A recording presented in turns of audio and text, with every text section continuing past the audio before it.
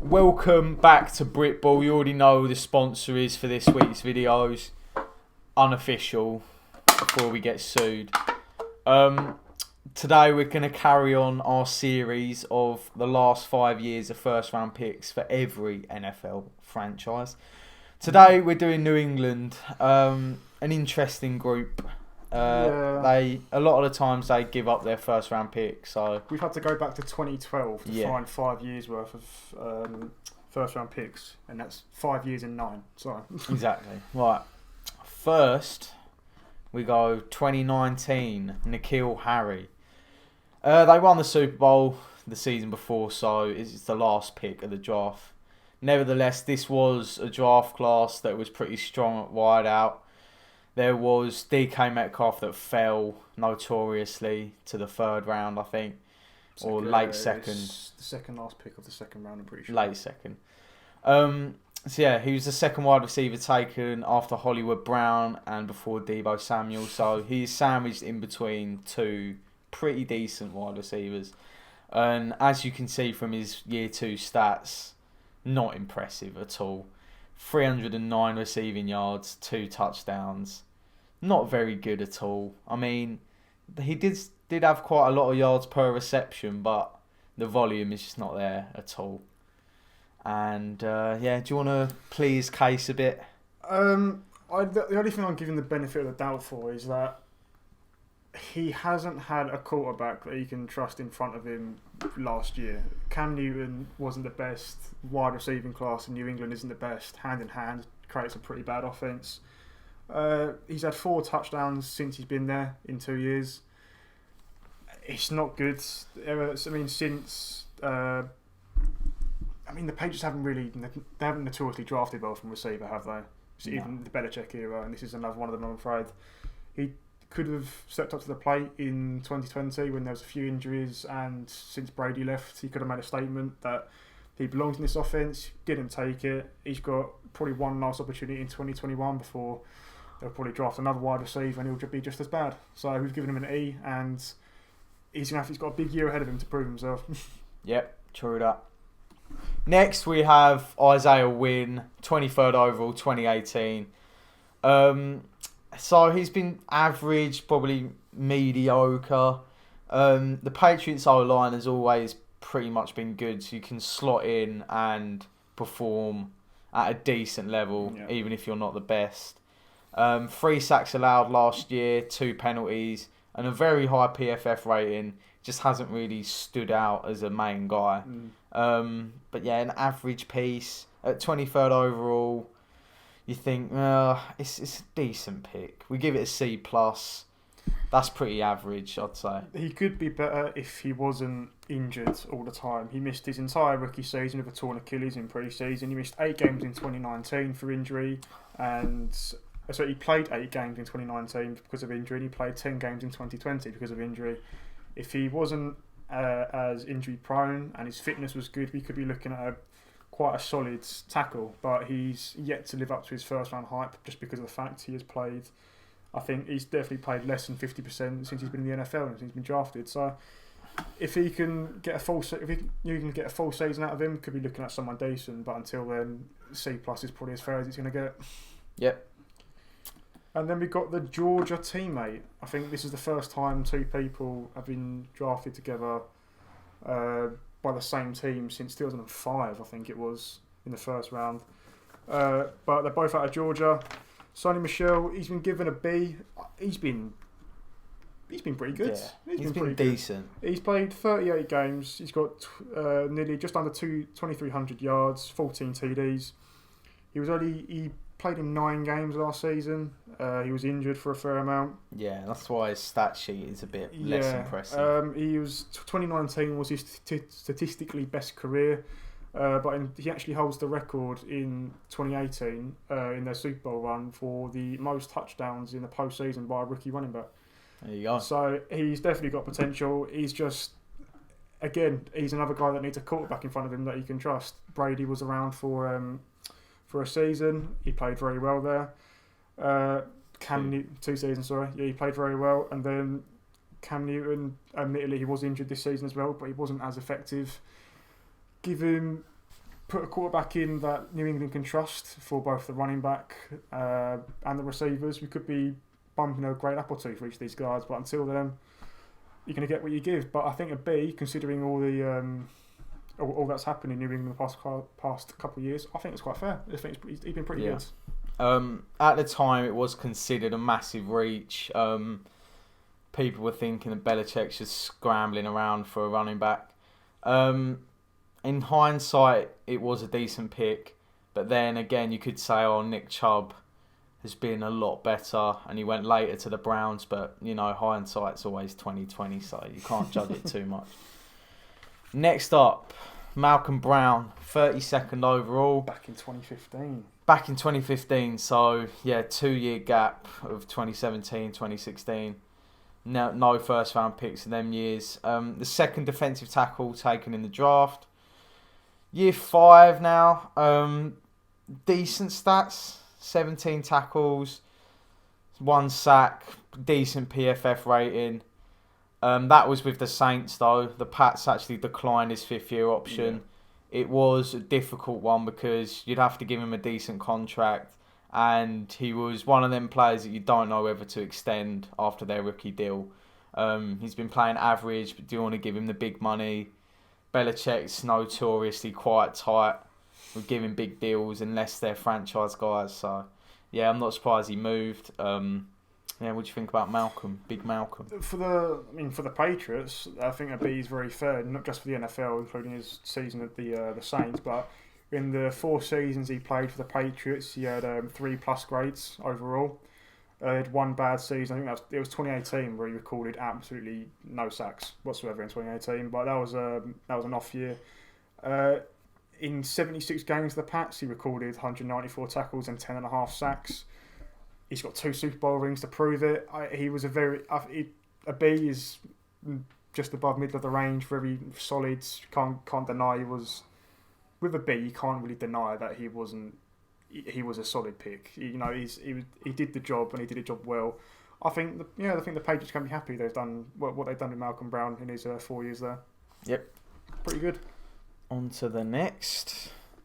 Oh God, 2014 was a bust. If I've ever seen one. So 29th overall, Dominique Easley, the second defensive tackle taken after Aaron Donald.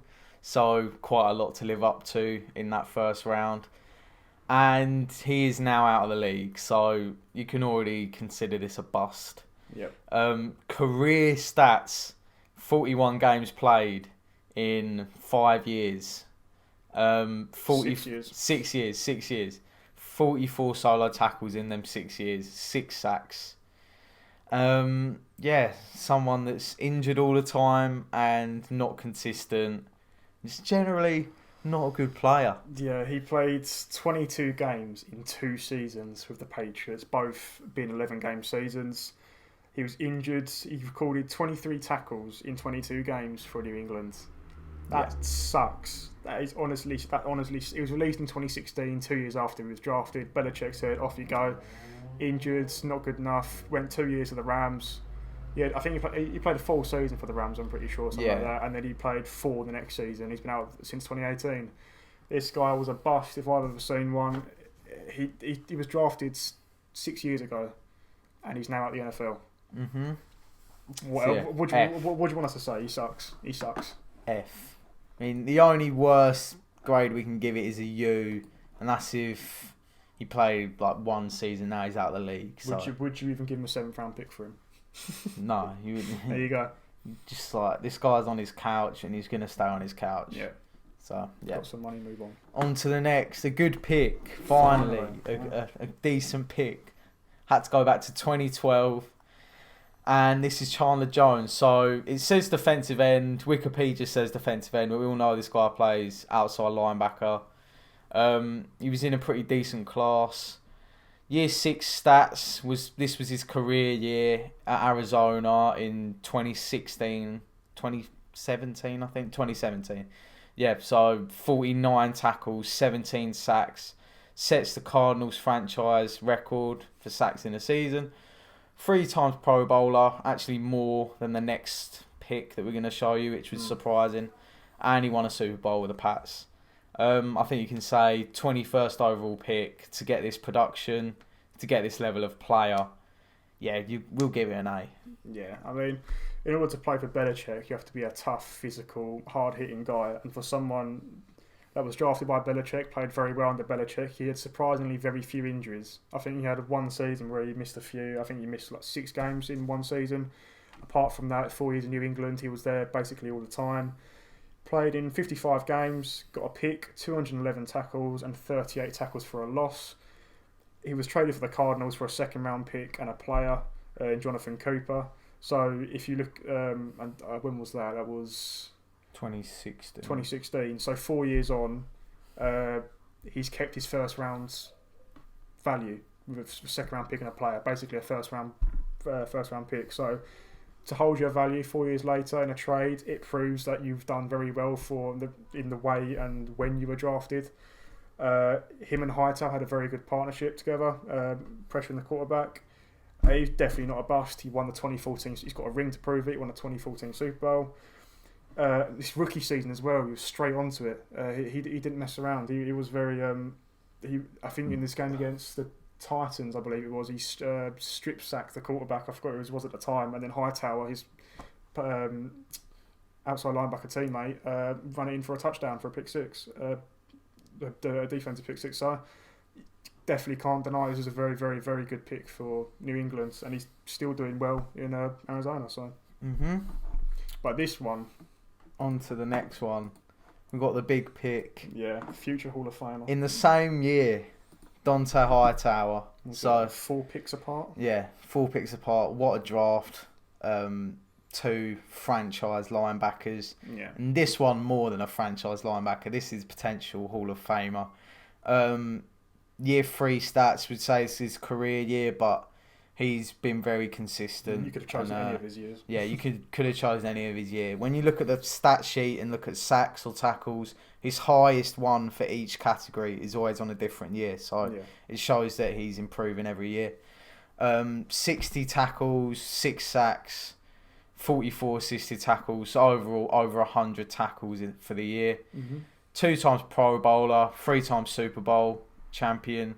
And overall, this is someone that really shows up in the postseason as well. When you look at big Patriots moments in the wild card round or in the AFC Championship or in the Super Bowl, Dante Hightower is always showing up.